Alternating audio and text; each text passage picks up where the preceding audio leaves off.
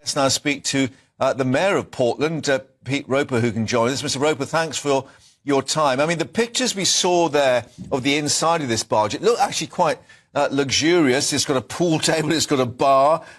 What is your concern about the facilities being offered? Good afternoon.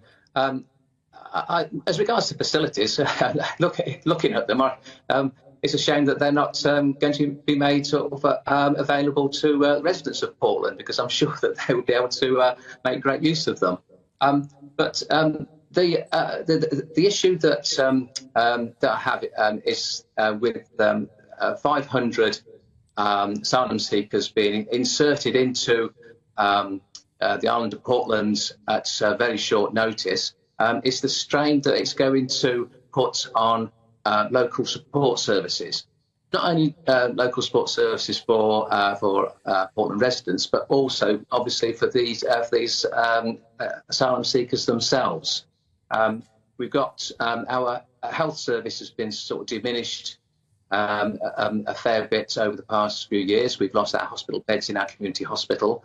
We've also lost our minor injuries unit. So so that any medical treatment that's required for these individuals will be dealt with in other hospitals within South Dorset. So there's this sort of knock-on effect.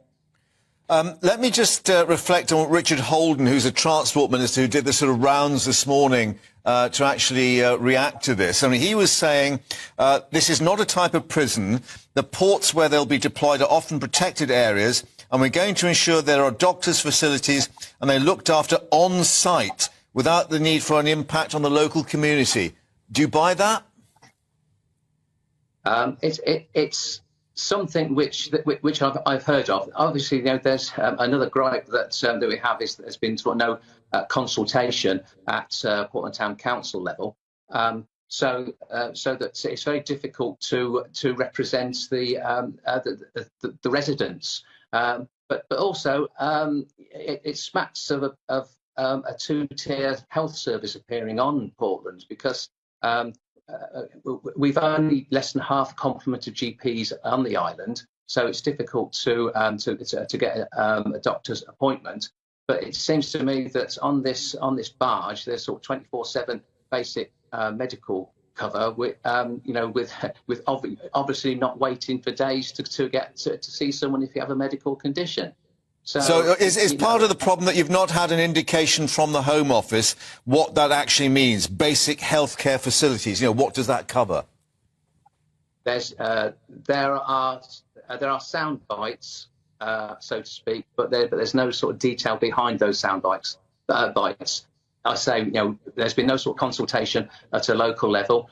It seems to me that their Home Office are hoping that the voluntary sort of sector pick up a lot of the work on this.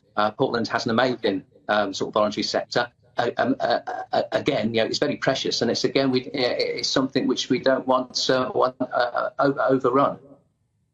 OK, well, we'll see, of course, what happens. The Home Office, I think, indicating that they'll try and make this happen within weeks. It is in Genoa, I think, in Italy at the moment. But we'll continue to stay in touch with you and get local reaction, of course, as indeed we look for Mr Drax, the MP. Thank you very much indeed.